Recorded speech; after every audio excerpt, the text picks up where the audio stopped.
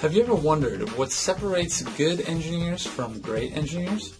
Is it sheer intelligence? Or maybe it's years of experience? Or maybe it's just some sort of innate love for software?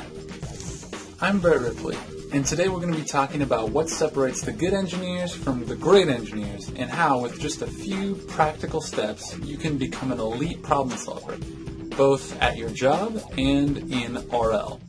That's real life.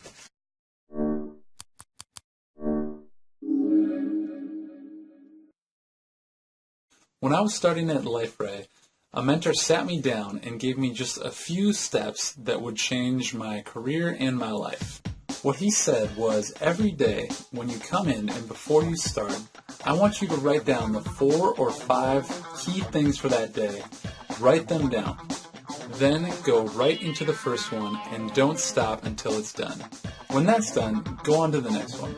It sounds so simple, almost too simple.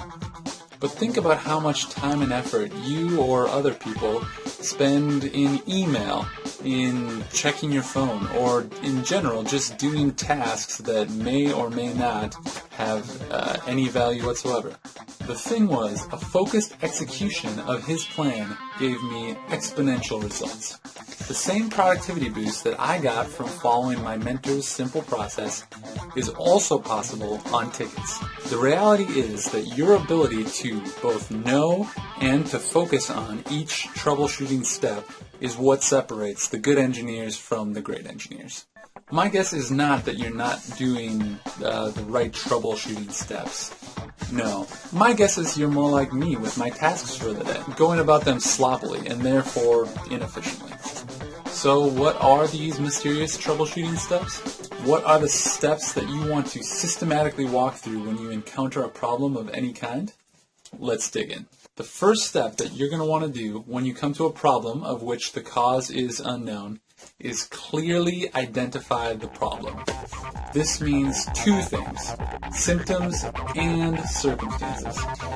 Symptoms are whatever behavior you're experiencing. Often forgotten are the circumstances, though the circumstances are often where the problem lies. Last winter, when taking a shower Thursday morning, 2 girls in an apartment I manage found that instead of the water going down the drain, they found that it was up to their knees. This was strange. The symptom was a blocked drain pipe leading to a full shower tub. The circumstances were that it was in the middle of January and that there were 2 girls living in the apartment. More on this in a minute.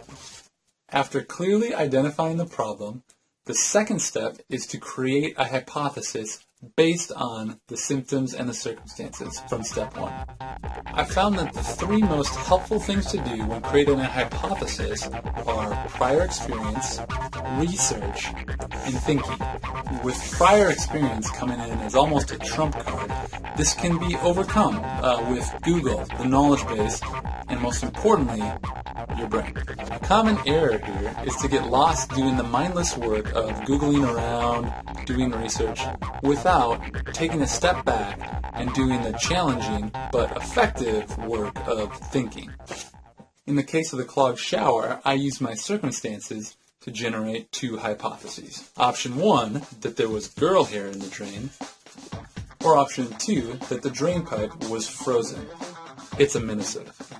Back to the steps. After you've come up with the hypotheses, the next step is to test your hypotheses. Since the hair hypothesis was a lot easier to test and much more likely, I decided to start there. To test, I put a specialized piece of plastic down the drain to drag out the hair. But when I put the plastic down, I hit something solid. Having failed that test, I came up with a test for the second hypothesis. To test if the line was frozen, I put a heat gun just below the tub on the pipe. After about 10 minutes, there was a funny sound and then the tub water emptied. The 4th step, evaluating the results, was simple. The cold air underneath the tub froze the drain pipe. Even though I had set the water free, I wasn't done yet. The 5th step of the troubleshooting process is to fix the problem. For a temporary solution, I put some heating tape on the pipe to keep it warm. As a long-term solution, I plan to re-insulate underneath the bathtub. Finally, the last step is to document your findings. In this case, it just meant telling all my friends so that they could fix it when they saw the same thing. But for a Liferay problem, what does that mean? When you fix something, post it to the knowledge base. And that's it. And that is the troubleshooting process that we all approximate, but that some of us will master and become black belt engineers, crushing tickets at a faster rate than all other engineers. So one of the most practical ways that you could implement this is similar to the tip that I got from my mentor. Start by writing things down. You'd be amazed at how much writing things down helps you focus. So for your next really tough ticket, write down all your hypotheses and then just cross them off as you test them. And that is how you can become the next troubleshooting master.